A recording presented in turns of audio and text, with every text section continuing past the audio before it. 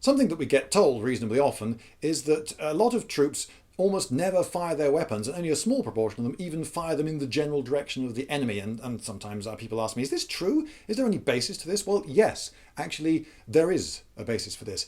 In 1947, just after World War II, there was quite a large study carried out in the United States. A general interviewed very, very large numbers of troops who had been involved in the war, and from what he discovered, he concluded that fewer than a quarter of troops ever fired their weapons in the general direction of the enemy when they were in position to do so. So it's not that they couldn't see the enemy, they weren't in a position, that they were support troops miles behind the line and that's why they didn't fight it. No, the troops at the front in a position to shoot at the enemy didn't most of the time. And another figure that was discovered was that 1% of fighter pilots accounted for 50% of fighter pilot kills in the American Army Air Force. And the other 99% of pilots downed the other 50% of enemy kills. So it seems that modern armies were very reliant on a very, very small number of people who were doing almost all the actual killing of the enemy bit. And how many people actually shot to kill? Well, it seems that about 2% actually shot to kill, not just in the general direction of the enemy, but deliberately and knowingly put their sights right on that guy and shot with the intention of killing him. Now, there are many other instances of this that have been recorded. So, for instance, in the American Civil War, there were instances of people reporting paralysis of the trigger hand. They just couldn't bring themselves to fire their weapon. In World War I, German troops referred to trigger finger frostbite, which is, I imagine, the same sort of phenomenon. And there have been a number of tests done in the musketry period to see just how effective muskets are. And the battlefield and test results were rather different. There have been many of these, I've read of several. There's one that was carried out in the 1700s in Prussia. And what they did is they got, I think it was a battalion of troops, and they marched this battalion of troops up to the sort of range you would normally engage an enemy, and they had a sheet of cloth, a white sheet of cloth that was the height of a man and the width of a battalion, pegged out vertically in a field, and they said, right, everyone fire one round at that. So, first row, kneel and fire, bang, first lot of volley, and second row, bang, kneel, third row, and so forth until everyone had fired one shot, and then they counted the holes. And from this, they calculated how many hits they would expect to get of a target that size. And the answer was about 500. About 500 hits from one round from all the men in the battalion. So how did this compare with what they were actually getting under battlefield conditions? Well, under battlefield conditions, they were scoring 3 hits, not 500. Really a huge difference. Now, how do you explain this enormous difference? Well, one is, of course, smoke, for instance. So when the enemy fires, when you fire, there's a lot of smoke around, the target's more obscured. That would make a difference. Sometimes, but not a huge difference necessarily. All right, well, clearly it's more difficult to aim your weapon calmly and accurately if there's stuff coming at you the other way. I mean, the sheet wasn't firing at these guys, but you know, the guys in battle, they're much more scared and they're being put off by what the enemy's doing. Yep, that would explain it too. But maybe a greater explanation is that those men didn't want to kill anyone. Those men were like the majority in World War II, who didn't really want to harm the enemy. Now, muskets are extremely loud, and they shout. So if you've got this big shouty stick in your head, and you could just say to those people, go away, boom, and you don't even want to look, and you perhaps subconsciously aim high or low. You aim to miss. And it seems that that's what was happening. Nobody wanted to kill anyone. It was all too horrible. Could those people over there just please go away? Look, you're in a huge amount of danger. Look at all these guns going off at you. Why don't you just run away?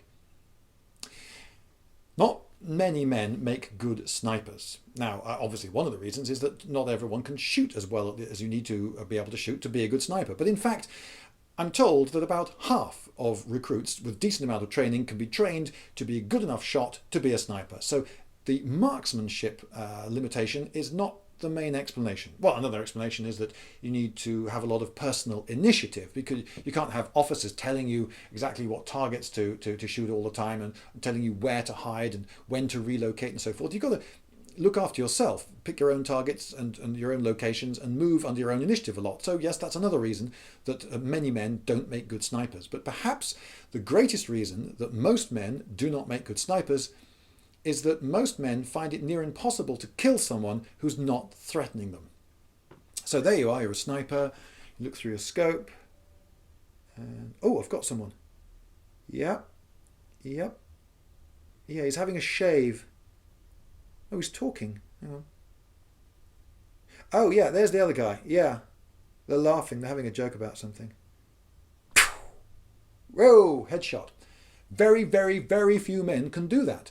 The guy wasn't threatening me. Why should I shoot him? And this would occur again and again and again in actual war. So, for instance, in World War I, there are a number of instances where a small group of soldiers would come across a small group of the enemy unexpectedly. So they're walking along, they've all got their rifles, and then suddenly, whoa, a load of krauts. Oi, krauty! And they start yelling insults at each other and so forth. And oh, they're giving some back, right, and they'll put down their rifles to find something to throw. Yeah, there's a stone. They start throwing stones and clods of earth at each other. And ha, we saw them off, eh? Yeah, that showed them. Yeah, where's my right? Oh, there he is.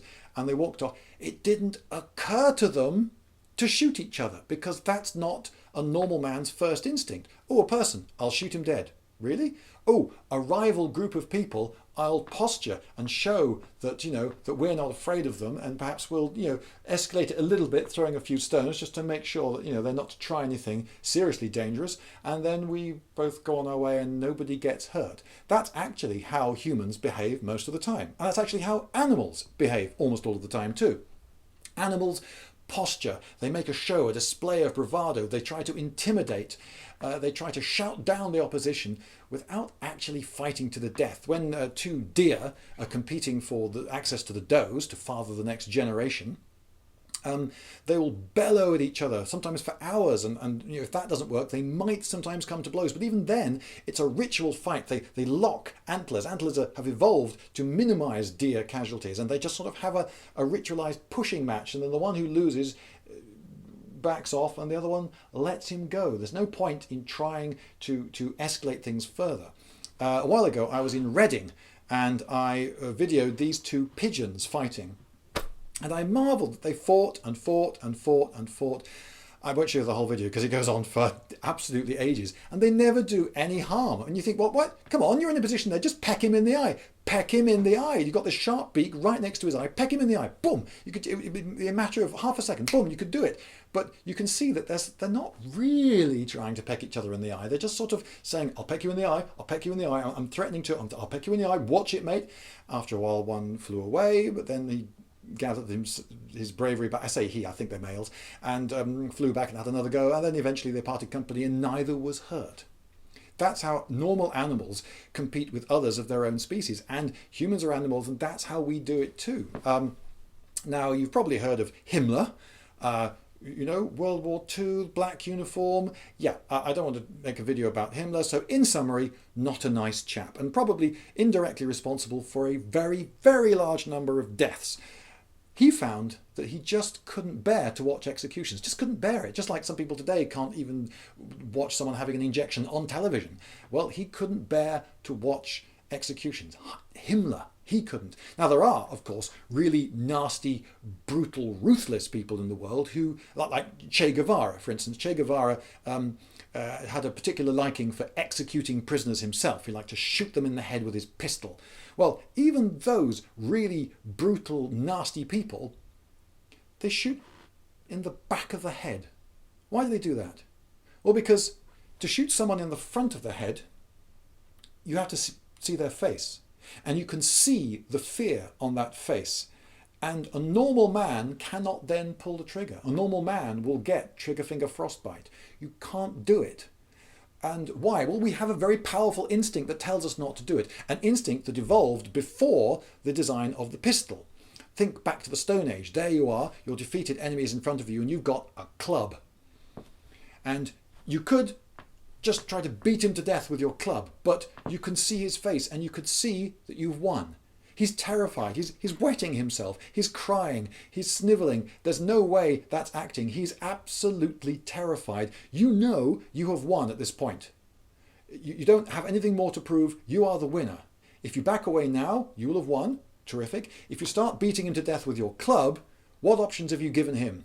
He can either be beaten to death, or he can put every ounce of effort he's got left into lashing out in the hope of defeating you.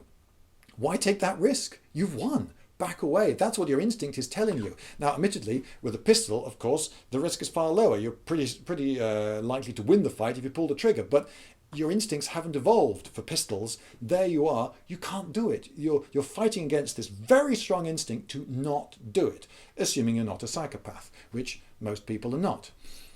So, what percentage of people are psychopaths and do actually shoot to kill deliberately? Well, it seems naturally about 2% of people actually shoot to kill. And these actually divide quite neatly into the two categories. There's the psychopath, who does it because psychopaths are wired differently upstairs. And one of the many things that makes them different is that they don't recognize fear in others. When they see a terrified person, they don't read it as fear. They read it as maybe weakness or whatever, or just doesn't seem to be doing much. And they don't see shooting someone who's terrified as doing anything wrong. Well, he should have told me he was terrified. Well, he should have tried to run away then. But why didn't he run away? Because he was too terrified to run away. Once someone is utterly terrified, you cannot reason with him. The forebrain shuts down. The amygdala kicks in. It only takes about 12 milliseconds if the threat is great enough. The amygdala detects the threat and shuts the forebrain down, and reason's gone out the window. You cannot reason with someone who's terrified, but psychopaths don't see that. And well, it's just, I don't know, I told him to get up and go over there, and he didn't. So I shot him. Well, I had to. He wasn't obeying me. Couldn't you see the guy was terrified? Oh, was he? Well, I don't know. Didn't feel they've done anything wrong because they're psychos. So that's one half of the 2% that actually shoot to kill. What about the other half? The other half is quite different. The other half are the sort of people who win the VC. The other half shoot not out of psychopathy, but out of love. Yes, love. And here's a strange thing. You see, the VC, the Victoria Cross, is the highest award for valour, for gallantry that you can win if you're in the British Army. And you have to do something pretty spectacular, particularly now, to win one. And that makes this group of people a worthwhile group to study. And people they've looked at them and think, right, is there anything which connects VC winners? What subgroup of humanity is the sort of subgroup that will win the VC? And the answer seems to be that most of them, the substantial majority, I think it's 3/4 of them, maybe even more than that, share one quite rare characteristic, and that is they were, when younger, responsible older siblings. So think of it, father's gone to war and is being killed, or just is away, mother's become an alcoholic, and you are the eldest of 7, and you think, right, okay, I'm now effectively the head of this household, I'm now going to have to look after my younger siblings. And you do this for some years, and this instills in you a great sense of responsibility for the people in your care and the people in your family. And you also develop, perhaps, I'm theorizing here, I don't know this, but I'm suggesting that you develop a parent-like love for your siblings that goes beyond what most people feel in regard to their own siblings. Because you become like a parent to them, they become like your children. Now, if a father sees a man attacking his children, he will do whatever's necessary to see off that threat. He will take risks. Parents will do stuff to protect their kids. Elder siblings then get recruited to the army and are given now a new family, their platoon, their section. These men that they fight with are like their new family, and perhaps some of those parental feelings of responsibility and love carry over to their new family.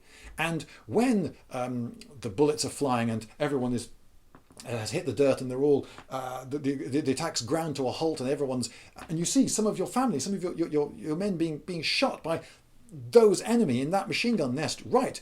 You are going to take action because out of love the desire to protect the people you love, you will then rush over there, rush around there, chuck grenades in and defeat the nest, and you win the VC for saving the day and saving the rest of your platoon. And it's noticeable that when you do see citations for bravery and medals and so forth, and look at the sort of people who win medals and the reasons for why they're given these medals, it's generally to do with saving your own side rather than just killing an awful lot of the enemy. It's not, oh, well, in order to win the VC, you've got to kill 50 Germans in a day or something. And, oh, 49, bad luck, Tompkins, you didn't quite do it. Still, try again tomorrow, eh? No, it's not for killing sprees. It's not chalked up with how many of the enemy you destroy. It's almost always saving the day for your comrades, doing the thing which saved the rest of your new army surrogate family. So it's out of love that the other 1% shoots to kill. So, how can you, if you're in an army and you want your troops to do more, shooting to kill, how do you get the number of men to shoot to kill to be greater? Because fewer than a quarter was quite shocking to the American army in 1947. Really? Fewer than a quarter of our guys were actually shooting at the enemy and only 2% were shooting to kill? How can we improve on that? Well, a chap called B.F. Skinner wrote a book called The Behaviour of Organisms. You may have heard of him, Skinnerian psychology. He's the man who perhaps more than anyone else familiarized us all with the term conditioned reflex. They thought, maybe this guy Skinner's ideas will work, and it seems that they do. So maybe we can condition our troops to have reflexes, which is to shoot at the enemy. And that will change their behavior, and it seems to work. So before World War II, if you were training troops to shoot straight, you'd get them to shoot at a range at a series of concentric circles. This was a target which just, in an abstract way, measured accurately the deviation from a central desired point. But when they started introducing Skinnerian techniques, they started introducing targets that were man-shaped. Get people used to shooting at men. It's not how straight you shoot, it's how willing you are to shoot a man. That's what we've got to train these guys to do. And they improved the willingness of troops to shoot at the enemy by quite a bit. Even by the Korean War, which wasn't that much later, they got it up to perhaps 50% of their troops were then shooting at the enemy. By the Falklands conflict, which was 1982, the British Army had 95% of their men shooting in the general direction of the enemy. In the Gulf War, the Americans managed to get their figure up to 95% shooting to kill, it seems. That's what I gleaned from a documentary I watched on television about the modern American army. That's the figure they were claiming they got it up to. So, wow, how did they do that then? Well, I want you to imagine that it's World War II and you're some ordinary Atkins and you're in a slit trench. You've been told to hold the line at the front and nothing happened yesterday nor the day before. And, oh, you see some guys. Now, you've never actually seen any real-life Germans. You've only just been shipped across. You've done basic training in England. You've come across. You've never actually seen any Germans. You saw a few dead Germans. Well, at least their boots poking out from under some tarpaulins. But these are real-life, actual, in-the-field Germans. And you say, Brian, look. Can you see the... Look, can you see the two guys? I can't see what they're doing. Can you see what they're doing? Right. Yeah, they're definitely Germans. They've definitely got German helmets on. What do you think they're up to? I don't know. Oh no, there's a third one. And you watch them for hours and you talk about this. And then later, it comes up in conversation and your officer overhears. And he said, what's that? Did you shoot them? Oh, no, I didn't shoot them. Why didn't you shoot them? It never occurred to me, sir. Sorry, my orders were to hold the line. And nobody told me to shoot them. They weren't threatening me. They weren't doing anything. That's the normal way to behave. So what you got to do is, you see a target, bang, shoot it. So how do you do that? Skinnerian psychology. So you get a guy and you train him. You give him a gun, you put him into a target thing where a target flips up here, it's man-shaped, and bang, if he doesn't shoot it within 1 second or whatever, then he loses a point. There's a carrot and stick here. You reward success and you punish failure. And another one pops up, bang, and another one, bang. And then you perhaps take this a little bit further. So for instance, in the same documentary, they were showing Americans who were training with paintballing, but these were paintballs being fired by actual guns using actual gunpowder. So there was the full bang noise of a gun, and if you got hit by one of these, it seriously hurt. And in fact, there was even a potential for being killed. If you were hit in a vital spot from close enough range, you could be killed with one of these paintballs. They were that powerful. So it was hurt the other guy or be hurt. And the first time guys went out, their hearts were going like a steam train. Oh, this is going to really get hurt. There's a guy. Bang, bang, bang, bang. Oh, I got him first. Oh, good. Could take cover. And they were so stressed by this. And then you do it again. And the next day they do it again. And after a while, oh, their heart rates, and the heart rate was still elevated, but they were not panicking like they were the first time. And so then you put them on a range and a target pops up, bang, target pops up, bang. They shoot before making the decision of whether or not to shoot. And that's the important thing. That's what makes it a conditioned reflex. Do you remember the first time you ever drove a car? Do you remember how tightly you held the steering wheel? At the end, when you got home, your hands were tired, physically tired from gripping the steering wheel so much. After you've been driving for a bit, just 2 fingers, I wonder what's on the radio, and your heart rate was quite normal. You got used to it. And every time you pull up to a junction, do you think, now then, shall I press the accelerator and change into 4th gear? No. If you've got a manual, what the Americans call a stick shift, you just press the clutch into 1st. You just do it. You've done it so many times that you don't actually make the decision to do it. It becomes a conditioned reflex. So we all have these, and it's possible to train a soldier the conditioned reflex to just shoot, bang, to kill straight away. And it seems that the American army, and others I'm sure, have succeeded in this. But there are problems. Actually, before I get on to the problems, you may be familiar with the film Black Hawk Down, which is about a historical engagement between Americans and Somalis. And that's a rare instance of an army with this modern Skinnerian shoot to kill first mentality going up against an army that doesn't have that. And when you watch the film, it seems almost comical in places that the Somalis don't seem to be able to hit anything, and yet every time an American soldier shoots, another Somalian falls dead. Well, perhaps that difference can be explained partly by this, that those Somalis were actually just thinking, go away Americans, go away, just be afraid of me and just go away, I don't want to be here, and they didn't hit a thing, whereas the Americans were just, oh, I'm in danger, bang. The immediate response to danger is I shoot to kill. If someone comes at you with a bayonet and they're screaming, they've got their war face, and they're rushing at you, you can either not shoot them and be bayoneted to death, or bang, bang, bang, bang, bang, bang, bang.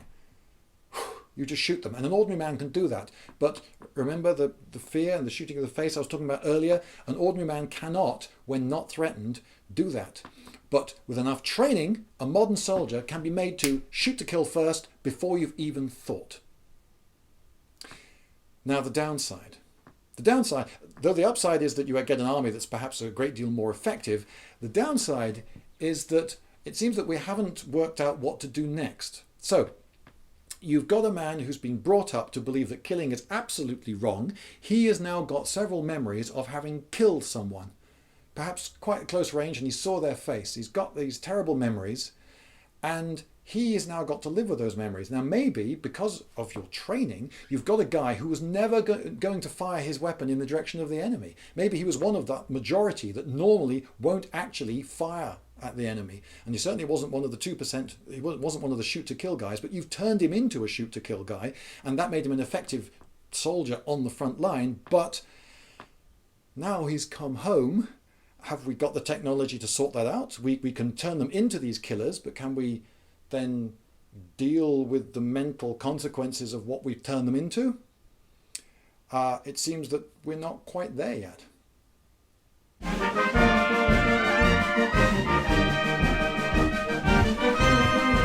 Lindybeige!